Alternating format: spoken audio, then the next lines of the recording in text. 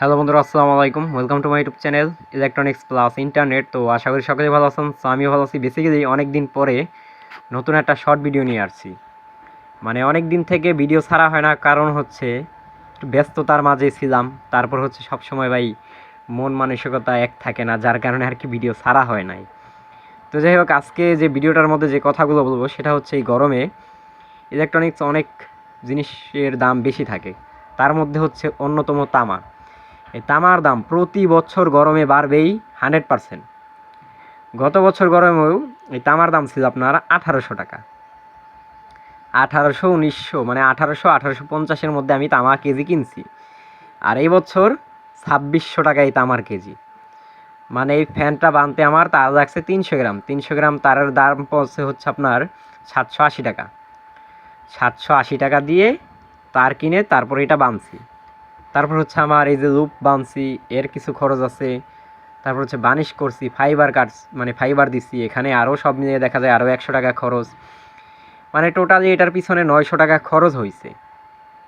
900 টাকা খরচ হওয়ার পরে এইটা যদি আমরা কাস্টমারকে দেই, কত টাকায় দিতে পারবো? একটা আপনারা কমেন্টের মাধ্যমে আপনাদের এলাকার যেটা রেট সেটা অবশ্যই জানাবেন। আর আমার যে রেট সেটা আমি জানাই, সেটা আপনাদেরকে একটু জানাই। সেটা হচ্ছে আপনার 900 টাকায় যেহেতু আমি এটা বাধাই করছি, সম্পূর্ণ কমপ্লিট করছি, আমার খরচ হয়েছে, অবশ্যই আমার এখানে 1250 থেকে 1300 টাকা নিতে হবে। না হয়তো কিন্তু আমার পোষাবে না, কখনোই পোষাবে না। যদি আমি 1200 টাকাও নেই তাহলে আমার 300 টাকা লাভ থাকবে অনেক খাটনি করে। ফ্যানটা বাধাই করতে হবে, তারপর হচ্ছে ফিটিং করতে হবে, মানে অনেক ঝামেলা, অনেক ঝামেলা। প্রথমে ফ্যানটা আনার পরে কাস্টমার, তারপরে আমি ফ্যানটা সম্পূর্ণভাবে খুলছি, খোলার পরে কয়েলগুলো কাটছি, তারপর বাধাই করছি। এখন দেখা যায় যদি আমাদের এত খাটনির পরে 300 টাকা লাভ থাকে তাহলে কিন্তু হয় না। কিভাবে হয় দেখেন, এই ফ্যানটা খোলার পরে ফ্যানের কয়েলগুলো কাটছি, কাটার পরে হচ্ছে আপনার এটা বাধাই করছি। এখন আমাদের পোষায় কি দিয়ে? এই যে ফ্যানের যে তারগুলো থাকে পুরাতন, সেগুলো দিয়ে আমার পোষায়, সেগুলো দিয়ে আমাদের পোষায়, নয়তো কখনোই এভাবে পোষানোর কথা না।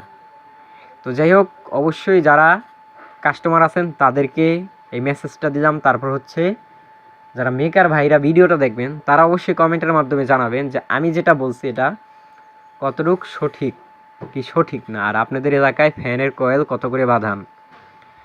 তো সকলেই ভালো থাকবেন, সুস্থ থাকবেন, দেখা হচ্ছে নেক্সট ভিডিওতে। আসসালামু আলাইকুম।